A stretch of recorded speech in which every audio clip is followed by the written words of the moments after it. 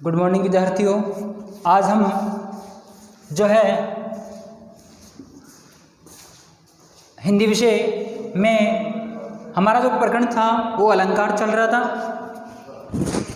पिछली क्लास में हमने प्रारंभिक अवस्था जो अलंकार की होती है उसमें हमने अध्ययन किया।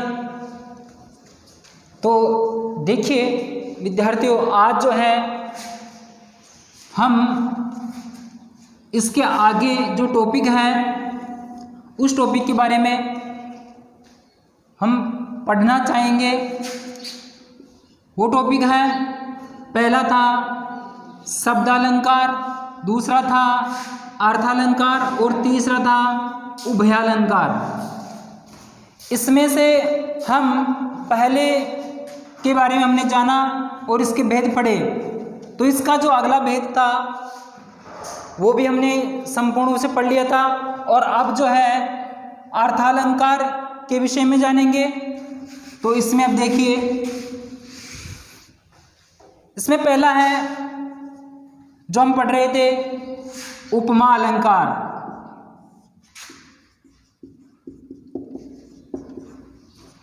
उपमा अलंकार। तो विद्यार्थियों, उपमा अलंकार किसे कहते हैं, सबसे पहले हम यह जानेंगे। देखिए विद्यार्थियों, उपमा अलंकार वहाँ होता है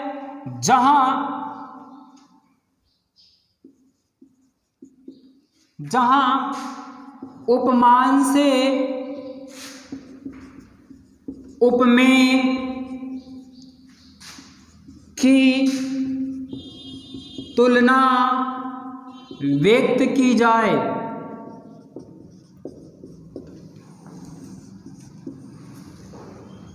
जहाँ उपमान से उपमेय की तुलना व्यक्त की जाए वहाँ क्या होता है, उपमा अलंकार होता है। तो विद्यार्थियों, सबसे पहले हम ये जानेंगे कि इसके 4 अंग होते हैं। तो 4 अंग कौन कौन से होते हैं, तो देखिए, पहला होता है उपमान, दूसरा होता है उपमेय और तीसरा होता है वाचिक शब्द, चौथा होता है साधारण धर्म। देखिए विद्यार्थियों, इसमें मुख्य रूप से जो है 4 अंग बताए गए हैं और चारों आपके सामने हैं। पहला इसमें है उपमान है, दूसरा उपमेय है, तीसरा है वाचिक है और साधारण धर्म है। तो देखिए विद्यार्थियों, उपमेय मतलब जिसकी और उपमान मतलब जिससे। वाचक शब्द, देखो इसमें क्या होता है, वाचक शब्द निर्धारित होते हैं सा, से, सी, सम, सदृश और सरिश। ये वाचक शब्द होते हैं जो हमारे उदाहरण या वाक्य के अंदर जो है विद्यमान होते हैं। वाचक शब्द का मतलब है या इससे आशय ये होता है विद्यार्थियों, ये क्या करते हैं, यहाँ पे हमने एक परिभाषा में शब्द लिखता तुलना, अर्थात ये तुलनात्मक शब्द या शब्दांश जो है होते हैं। ये वाक्य में जो है उपमेय, उपमान और उपमेय दोनों में जो क्या करते हैं, तुलना करते हैं कि वह उसके समान है। तो तुलनात्मक शब्दांश होते हैं या शब्द होते हैं। अब देखिए, जो हमारा चौथा जो इसका अंग है वो बचता है साधारण धर्म। साधारण धर्म यानी इसका गुण होता है। साधारण धर्म का मतलब क्या होता है, इसका गुण होता है। ये गुण क्या होता है विद्यार्थियों, उपमेय और उपमान दोनों में विद्यमान होता है। क्योंकि विद्यार्थियों, ये साधारण सी बात है। उपमान मतलब उपमान यानी हम इसको, ये किसको कहेंगे, तो उपमान मतलब ये श्रेष्ठ गुण होता है या श्रेष्ठ या महानतम जो श्रेष्ठ सृष्टि में विद्यमान होती है। उस चीज को हम श्रेष्ठतम, जिससे हम तुलना करते हैं। देखो, जिससे कोई श्रेष्ठ वस्तु होगी तो सामान्य मनुष्य है, जैसे मान लीजिए मनुष्य हैं, और कोई महानतम वस्तु है तो उसका गुण सद्गुण है, और जो है हम उसके एक निम्न या हम कहे साधारण आदमी से हम तुलना कर देते हैं कि तेरा गुण तो उसके समान है। तो जिससे तुलना करते हैं सामान्य, वो तो उपमेय होती है सामान्य वस्तु, और ये जो उपमान होती है ये होती है श्रेष्ठ गुण धर्म। श्रेष्ठ गुण धर्म जो होता है वो उपमान होता है, और सामान्य जो गुण धर्म होता है वो उपमेय में होता है। इन दोनों के बीच में जो तुलनात्मक शब्द, या यूं कहे कि हम एक शब्दांश जो होता है वो, ये सामान्यतः यही शब्द अधिकांशतः वाक्य में मिलते हैं, सा से सी सम सदृश सरिस।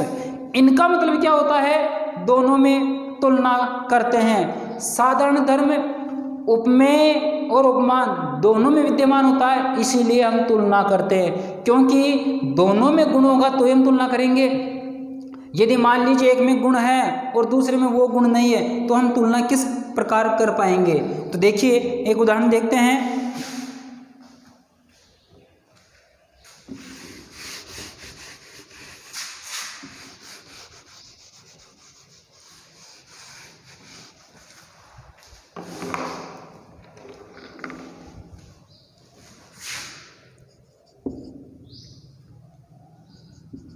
चेहरा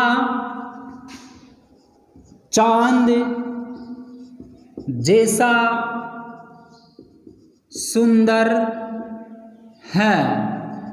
मान लीजिए एक छोटा सा वाक्य है, चेहरा चांद जैसा सुंदर है। तो देखिए सबसे पहले एक चीज हम देखेंगे कि विद्यार्थियों इसको पहचानने की सबसे बड़ी, यदि कमजोर से कमजोर बच्चा भी होगा वो इसको तुरंत समझ जाएगा। मैंने 4 अंग इसके बता दिए आपके सामने हैं। यदि इन चारों अंगों को जिसने पहचान लिया और जान लिया, इसमें भी एक चीज है, ये वाचक। यदि उपमा अलंकार की पहचान तुरंत पहचान जाओगे यदि आपको वाचक शब्द याद है। सा से सी सम सदृश, जिसको अधिकतर हिंदी में हम जैसा इस शब्द को मैं हिंदी में अधिकतर यूज करते हैं, इसको ही करते हैं ऐसी बात नहीं है, लेकिन हम साधारण शब्दों में इसको यूज करते हैं। तो इन शब्दों को जहां देखोगे आप वहां पर अधिकता है, ये क्या करते हैं, इन दोनों के बीच में तुलनात्मकता करते हैं। तो देखिए वाचक शब्द आ गया, क्या है, ये जैसा। तो पहली चीज हमारे को यहाँ क्या मिल गई, वाचिक शब्द। ये वाचिक शब्द जो है हमारे को एक चीज वाचक शब्द मिल चुकी है। अब देखिए हम तुलना किसकी कर रहे हैं, चेहरे की।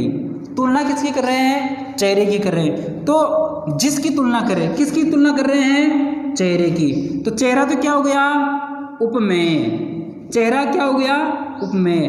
चेहरे की तुलना किससे कर रहे हैं, चांद से कर रहे हैं। किससे कर रहे हैं, चांद से तुलना कर रहे हैं। तो चांद क्या हो जाएगा, उपमान। चांद क्या हो जाएगा, उपमान। तो 1 2 और 3 चीज जो है हमारे सामने, जो 4 अंग थे, चारों में 3 अंग हमारे सामने हो गए। चेहरा, विद्यार्थी फिर से देख लीजिए, वाचक शब्द हमारे सामने है। फिर हम देखते हैं कि चेहरे की तुलना चांद से कर रहे हैं, तो किसकी तुलना कर रहे हैं, पहले तो एक प्रश्न कीजिए, किसकी तुलना कर रहे हैं। और विद्यार्थियों एक चीज और बताता हूँ, जहां उपमा अलंकार को समझना हो वहां पर आप एक प्रश्न कर रहे हैं, किसकी तुलना कर रहे हैं, उत्तर आता है जिसकी, तो वो हो जाएगा उपमेय। किससे कर रहे हैं, उपमान हो जाएगा।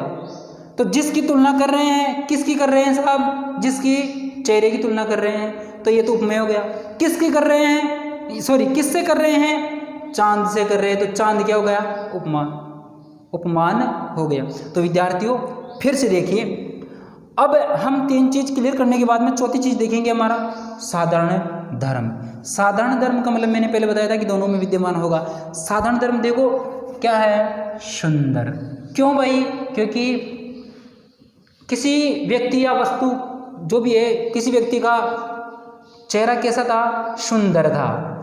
तो सुंदर, उस चेहरे की तुलना किससे की? चांद। क्योंकि मैंने अभी बताया उपमान क्या होता है? श्रेष्ठ गुणधर्म होता है, क्योंकि वो श्रेष्ठ में सबसे ज्यादा गुणवान होता है। तो उसकी तुलना, चेहरे की तुलना चांद से की गई। तो चांद श्रेष्ठ गुणधर्म था, तो वो तो क्या कहलाया? उपमान कहलाया। और उसकी तुलना जो है, इससे तुलना की किससे? किसकी की? चेहरे की। तो चेहरा उपमान हो गया। तो विद्यार्थियों, इसी प्रकार जो है ये आपका उपमा अलंकार हो गया। एक उदाहरण और देख लेते हैं। ये उपमा अलंकार में उपमान से उपमेय की जो है तुलना व्यक्त की जाती है, और इसके 4 जो अंग हैं वो आपके सामने हैं। उपमान, उपमेय, वाचिक और साधारण धर्म।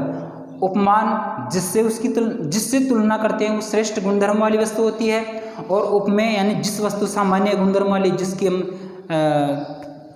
तुलना करते हैं, और वाचक शब्द जो दोनों में तुलना करने वाले शब्द सूचक होते हैं, और साधारण धर्म जो है दोनों, अर्थात उपमेय और उपमान में विद्यमान जो गुण होता है वो साधारण धर्म कहलाता है।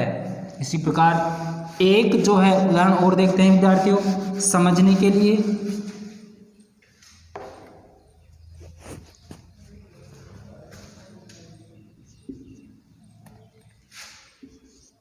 तुम्हारी त्वचा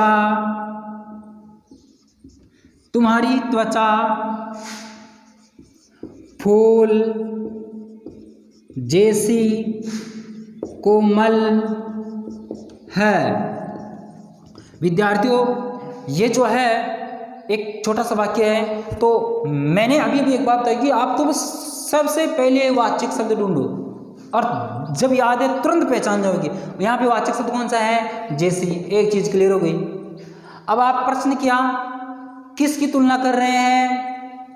किसकी तुलना कर रहे हैं? त्वचा की। किससे कर रहे हैं? फूल से। तो किसकी तुलना कर रहे हैं? अर्थात किसकी, मतलब जिसकी, अर्थात उपमेय। ये तो हो गया उपमेय। किससे तुलना कर रहे हैं? फूल से। ये क्या हो गया? उपमान हो गया। ये क्या हो गया? उपमान हो गया। 3 चीज क्लियर हो गई।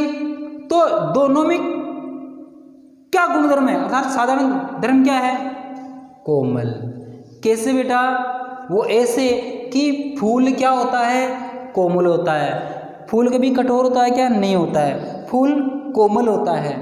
तो वही गुण क्या है? त्वचा। त्वचा भी हमारी क्या होती है? कोमल होती है, एकदम नरम। कोमल होती है, कठोर होती है कि नहीं होती है? कोमल होती है। तो विद्यार्थियों, जो गुण धर्म है क्या? कोमल। वो कोमल त्वचा में भी है और कोमल फूल में भी है। परंतु फूल उपमान क्यों हुआ? क्योंकि फूल से कोमल मनुष्य नहीं होता है। फूल तो प्रकृति का दिया हुआ श्रेष्ठ गुण वाला है। वो जैसे चांद था, जैसे भी हमने देखा चांद था, उसी प्रकार फूल भी श्रेष्ठ गुणधर्म वाला है। ये इसलिए उपमान हुआ है क्योंकि त्वचा फिर भी फूल के जितने कोमल नहीं होती है, लेकिन कोमल होती है। इसकी तुलना में कम होती है, लेकिन होती है। फूल अधिक कोमल होता है, श्रेष्ठ होता है, प्रकृति के द्वारा प्रदत्त श्रेष्ठ गुणधर्म वाला है।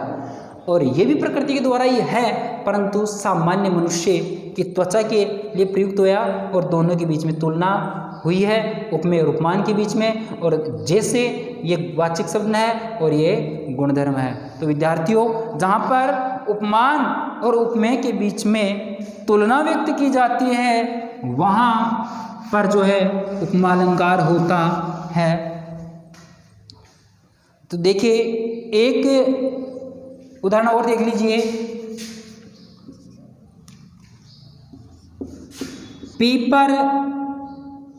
पीपर है भाई, पीपर पात सरिस मन डोला। पीपर पात सरिस मन डोला। तो विद्यार्थियों, सबसे पहले देखिए इसका थोड़ा सा भावार्थ कर लीजिए, समझ में आ जाएगा। पहली चीज तो यदि किसी को भावार्थ नहीं आता है, विद्यार्थियों कुछ लोग ये कहेंगे सर हमें इसके भावार्थ नहीं है, तुम क्या करें? कोई बात नहीं बेटा, ये सॉल्यूशन मैंने पहले बता दिया था कि आप इसको पकड़ लो, इसको पकड़ लिया तो जीत हो गई। कोई टेंशन करने वाली बात नहीं है, क्योंकि वाचक शब्द, और वाचक शब्द देखिए कहाँ मिलता है, ये रहा, ये क्या है, वाचक शब्द है। पहली चीज क्लियर हो गई, वाचक शब्द आ गया तो बाकी जो चीजें हैं तुरंत आ जाएगी। आप देखिए तुलना कर रहा है किससे, पीपर और पात, मन डोला, मन और पीपल के पत्ता, पीपल का जो पत्ता होता है, पीपल के पत्ते से तुलना की है, किसकी की है, मन की। तो विद्यार्थियों मैं कहना चाहूंगा जिसकी तुलना की, किसकी की, मन की। तो मन की जिसकी, मतलब ये तो क्या हो गया, उपमेय हो गया, और किससे तुलना कर रहे हैं, पीपल से, तो ये क्या हो गया, उपमान। मनुष्य में कोई पीपल होता है क्या, नहीं होता। पीपल वही चांद और फूल की तरह ही क्या है, पीपल प्रकृति के द्वारा प्रदत्त, इसमें श्रेष्ठ गुण होते हैं। और एक मनुष्य, हमारा मन के अंदर जो मन होता है, मनुष्य में जो मन होता है, तो विद्यार्थी इसका भावार्थ ये होता है कि पीपल के पत्ते के समान, सरिस के समान मन डोला, मन डोलायमान है, अस्थिर है, चंचल है। कि जिस प्रकार पीपल का पत्ता हिलता है, डुलता रहता है, डोलायमान होता है, ठीक उसी प्रकार उसके जैसे हमारा मन भी डोलायमान होता है, कभी स्थिर नहीं होता है, वो चंचल रहता है। तो विद्यार्थियों ये वाचक शब्द हो गया, ये उपमेय हो गया, उपमान हो गया, और फिर साधारण गुणधर्म क्या हुआ, चौथी चीज है डोला, अर्थात साधारण, क्योंकि डोलता यानी डोलायमान, हिलना डुलना, तो ये पीपल का पत्ता भी हिलता डुलता रहता है और मन भी हिलता डुलता रहता है। तो विद्यार्थियों यहाँ पर जो है यह उपमा अलंकार तो है ही, साथ में एक चीज और बताऊंगा, हम जो पढ़ चुके अनुप्रास अलंकार, देखो अनुप्रास अलंकार भी है यहाँ पर। पहला है पी प, अर्थात एक बार आ गया, फिर क्रम से ये 2 बार आ गया, तो ये अनुप्रास अलंकार में 6 का अनुप्रास अलंकार है। कौन सा है विद्यार्थियों, 6 का अनुप्रास अलंकार है। तो ठीक है विद्यार्थियों, अब हम इसके कुछ भेद है जो वैसे आपके पूछे पेपर में ऐसा तो कुछ नहीं पूछते, सीधा सीधा ही पूछ लेते हैं, परंतु मैं इसके बारे में थोड़ा सा बता देता हूँ।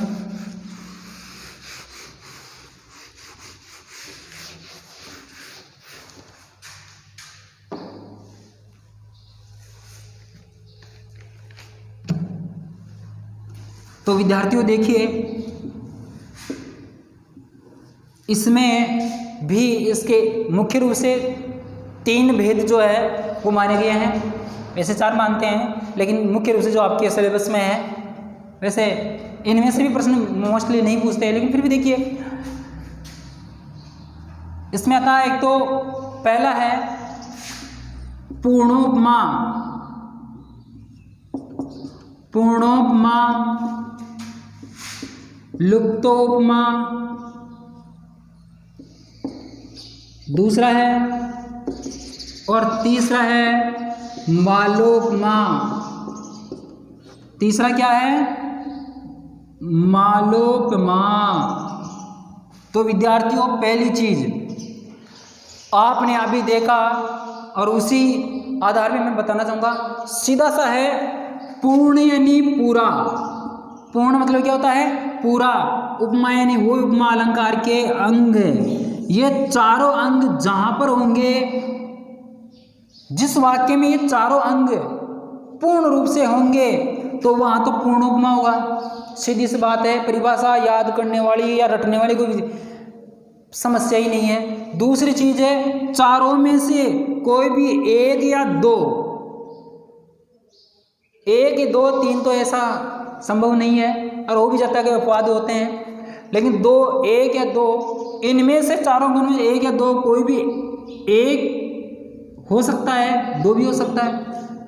लुप्त है नहीं है तो वहां पर लुप्तोपमा अलंकार होता है। और तीसरा है इसका मालोपमा। मालोपमा में क्या होता है बेटा, मालोपमा में ये होता है कि उपमेय, उपमेय, ये उपमेय क्या होता है, सामान्य गुणधर्म वाली वस्तु होती है, और उसकी तुलना श्रेष्ठ वाली से करते हैं, यानी उपमान से करते हैं, राइट, ये श्रेष्ठ होती है। तो उपमा मान लो उपमा में क्या होता है, उपमेय तो एक ही होता है लेकिन उसकी तुलना अनेक उपमान से करते हैं। सीधी सादी बात है ये समझने के लिए, उपमेय तो एक ही होता है लेकिन तुलना अनेक उपमान से करते हैं, अनेक श्रेष्ठ वस्तु हो जाती है। अब हम इसको एक एक करके समझ लेते हैं। उदाहरण के तौर पर जैसा कि अभी हमने इसके उदाहरण पढ़े, और वो उदाहरण ये थे कि जैसे पीपर पात सरिस मन डोला, पीपर पात सरिस मन डोला, तो उसी प्रकार जो है उसमें हमने चारों अंग पढ़े थे।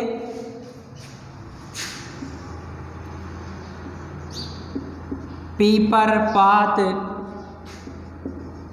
सरिस मन डोला, इसका पहले वाला उदाहरण देख लो, उसमें भी सब चीज़ें देखी है।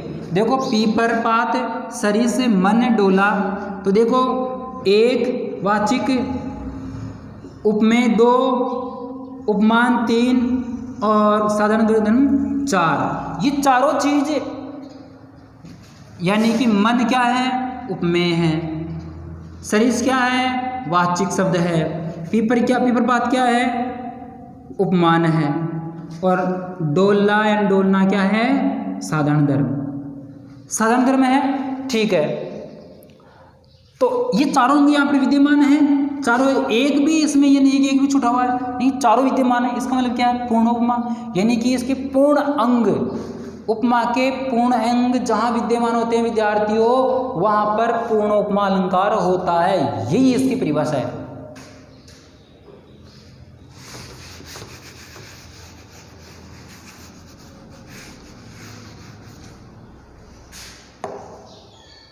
अब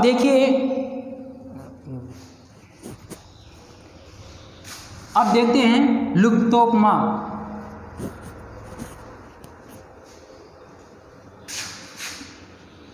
मखमल के झूले पड़े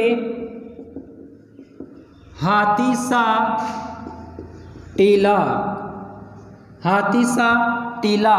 तो विद्यार्थियों सबसे पहली चीज मैंने आपको बताई थी कि एक चीज आप नोट कीजिए, सबसे पहले आप क्या करें, वाचक शब्द ढूंढिए, हाथी सा। देखो वाचक सा से सी सम सरिश सदृश सम, तो सा आ गया, एक चीज आ गई हमारी क्या, वाचिक शब्द, एक चीज हो गई। दूसरा है हाथी सा, ये दूसरी चीज हो गई। क्या पड़ा है, टीला, क्या पड़ा है, टीला। तीन चीज है, क्या है, तीन चीज है, उपमेय है और उपमान है। उपमेय और उपमान और वाचक शब्द ये यहीं पे विद्यमान हो गए, यहाँ पर कुछ लेना देना हमारा नहीं है। तीन चीज है, इसमें गुणधर्म बता ही नहीं रखा, तो वहाँ पर जो क्या है, लुप्तोपमा अलंकार है। इसमें उपमेय, उपमान, वाचक शब्द तीनों ही है। तो विद्यार्थियों इसमें ज़्यादा दिमाग लगाने की बात नहीं, कोई भी चार में से एक अनुपस्थित है, लुप्त है, तो वहाँ पे लुप्तोपमा अलंकार हो गया।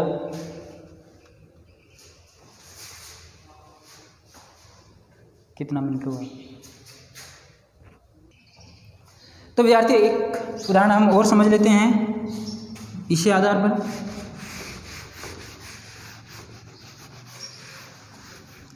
इसमें आप मुख्य रूप से चार अंग है। उपमा अलंकार बहुत ही सरल और समझने लायक है। वह नवलिनी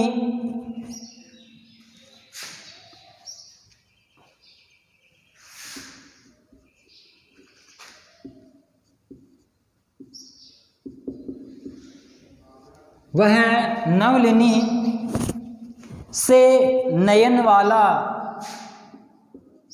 से नयन वाला,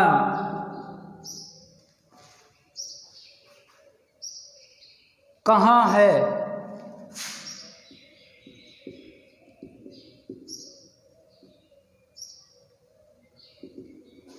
तो विद्यार्थियों सबसे पहले जो मैंने ट्रिक्स आपको बताई थी इसको पहचानने के लिए कि इसमें सबसे पहले हम क्या ढूंढेंगे, वाचिक शब्द। क्या ढूंढेंगे हम सबसे पहले, वाचिक शब्द। और वाचिक शब्द क्या है इसमें, से। वाचिक शब्द क्या है, से। तो एक चीज हमारी यहां पर क्लियर होगी। दूसरी चीज क्या है, उपमेय। दूसरी चीज क्या है, उपमेय और उपमान। क्या इसमें उपमेय और उपमान है या साधारण धर्म है, एक बार आप टैली करें।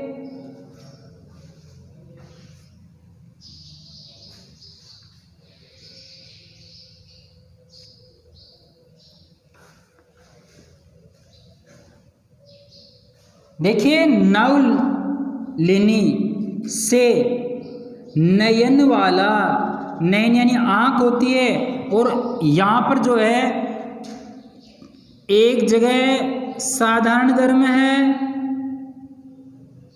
अर्थात सामान्य गुणधर्म जिसे हम कह सकते हैं, उपमेय है, और उपमेय के साथ में उपमान भी है। अब आप पता लगाइए, शायद अब तो पता लग गया होगा।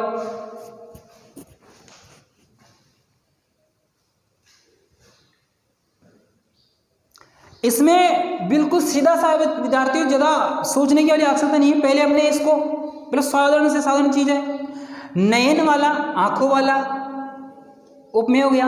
वो तुलना कर रहा है नवलिनी, यानी ये एक श्रेष्ठ वस्तु है। ये क्या है, श्रेष्ठ वस्तु। और श्रेष्ठ वस्तु क्या होती है, उपमान होती है। क्या होती है, उपमान होती है। तो 1, 2 और 3, चौथी चीज इसका जो गुणधर्म यहाँ पर बताया नहीं बताया हुआ है, गुणधर्म यहाँ पर अनुपस्थित है। और एक अनुपस्थित है यानी लुप्त है। लुप्त है तो लुप्तोपमा अलंकार हो गया। 4 अंग थे, चारों में से यहाँ पर 3 अंग विद्यमान है, और जहाँ पर 4 में से कोई 1, 2, तो इसमें से जरूर नहीं है 1 या 2 भी होगा, और बहुत जगह ऐसा होता है। तो 1 से अधिक जहाँ पर अंग इसके लुप्त होते हैं वहाँ पर लुप्तोपमा अलंकार होता है। तो विद्यार्थियों आगे देखते हैं इसी क्रम में। अब हम देखते हैं मालोपमा अलंकार। मालोपमा में मैं देखो इसका शॉर्ट ट्रिक्स बना देता हूँ। उपमेय एक, उपमान अनेक, या क्वेश्चन में लिख लो 1 से अधिक। या आप परिभाषा बना सकते हो, ये तो मैंने समझाने के लिए बनाया अपनी ओर से, ये सिर्फ समझाने के लिए बनाया। आप परिभाषा में लिख सकते हो, क्या लिखोगे, उपमेय के 1 से अधिक उपमान जहाँ होता है वहाँ पर मालोपमा अलंकार होता है।